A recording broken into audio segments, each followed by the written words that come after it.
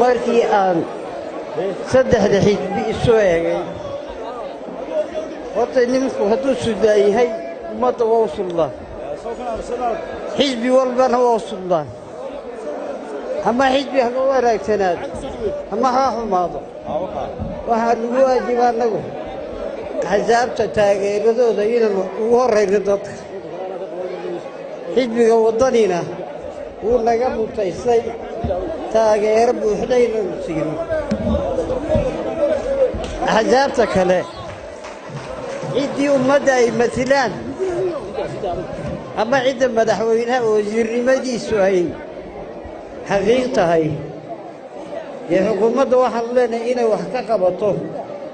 wasiirradu inay shacbiga ku gafaan waa xaaraan warqaddii dikreetyadii madaxweynuhu noo saxeexay waxaynu yidhi xaarka iska mari wasiirka hawlaagu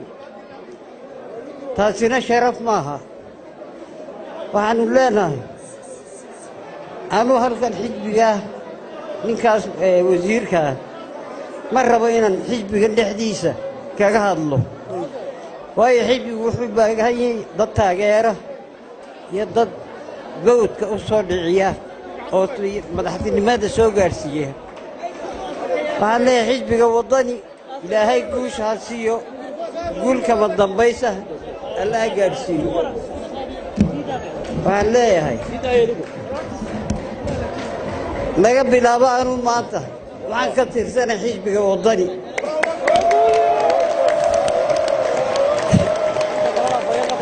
ballanna waxaan ku qaadayaa meel kastuu tago cabdiraxmaan inaan xagga hore saful awalka ka galo haddaa ii tuhunsanaydeen xisbi anuu axsaabta waa kala hubsanay laakiin xisbiga ugu cadaaladda rooni waa xisbigaa maanta gacantiinna ku jira xisbigaa gacantiinna ku jira weeye dadka waxaan u sheegayaa guushii waydun haysaan war yaanay idinka siibanin guushu yaanay idinka siibanin baan leeyahay waddani waa xisbiga keliya ee qaab dimuqraadiya ku maamuli kara dalkan kulmiyana waxaan leeyahay cadaaladda waa ka fogaateene ummaddiinna ka daaya dhibta iyo waxa ku haysaan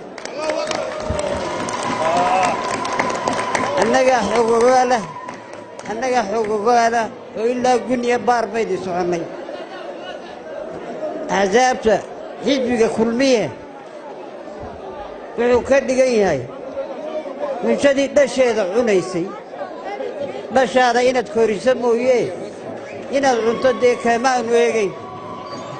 maanta laga bilaabana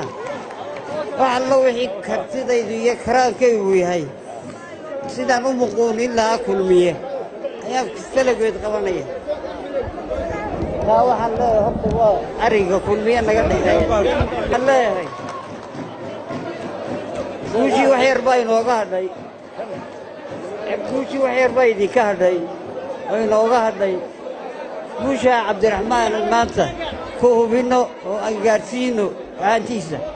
ilaa ceerigaabana waannu soconaya ilaa